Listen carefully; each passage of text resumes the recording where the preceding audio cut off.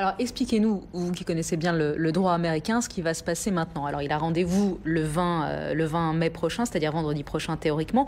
Mais concrètement, est-ce que tout de suite après ce qu'on vient de voir, il a été conduit en prison? Qu'est-ce qui va se passer en prison? Est-ce qu'il a le droit de parler à sa famille?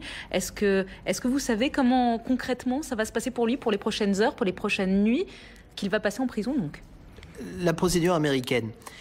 Il a été mis en accusation. On signifie cette mise en accusation à Dominique Strauss-Kahn. À partir de là, le magistrat a considéré qu'il y avait la détention provisoire.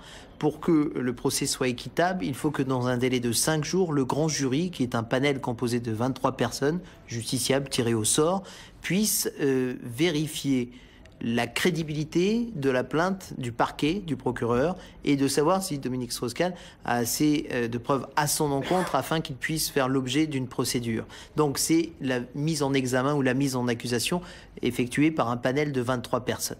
Il y a également un fait important, dans le cadre de ce grand jury, il y a la possibilité d'une requalification des faits. Donc ça veut dire que si le système populaire des 23 personnes tirées au hasard considère qu'il ne s'agit pas d'une tentative de viol, mais d'une simple, entre guillemets, agression sexuelle, le grand jury a la possibilité de requalifier les faits qui sont invoqués par le district attorney. À partir de ce moment-là, il y a l'ensemble des droits de la défense qui peuvent évidemment s'exprimer.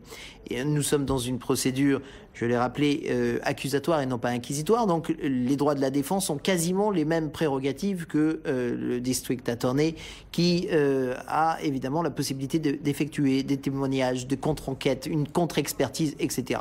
C'est ce que l'on appelle tout simplement la phase de discovery. Ce qui peut évidemment paraître extrêmement étrange en France, puisqu'on sait que l'ensemble des affaires criminelles, parfois délictuelles, quand il s'agit de délits financiers, sont évidemment instruites par un juge d'instruction.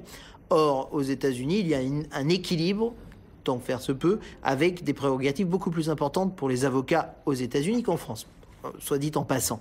À partir de cette phase de discovery, donc de recherche de la preuve, de manière tout à fait équilibrée entre le parquet, le procureur et les droits de la défense, il va y avoir une possibilité de renégociation juste après l'audience du grand jury pour essayer tout simplement soit de considérer qu'il y a un contrôle judiciaire qui pourrait être mis en place et non plus une détention provisoire. Je voudrais brièvement vous poser cette question. Est-ce que vous avez été choqué de voir ces images aujourd'hui diffusées sur les télévisions françaises? Ces images sont par là même illégales en France, puisque la loi nous a imposé, et depuis le gouvernement Jospin, de ne pas, puisqu'il s'agit d'une atteinte à la présomption d'innocence, de ne pas photographier ou filmer quelqu'un avec les menottes.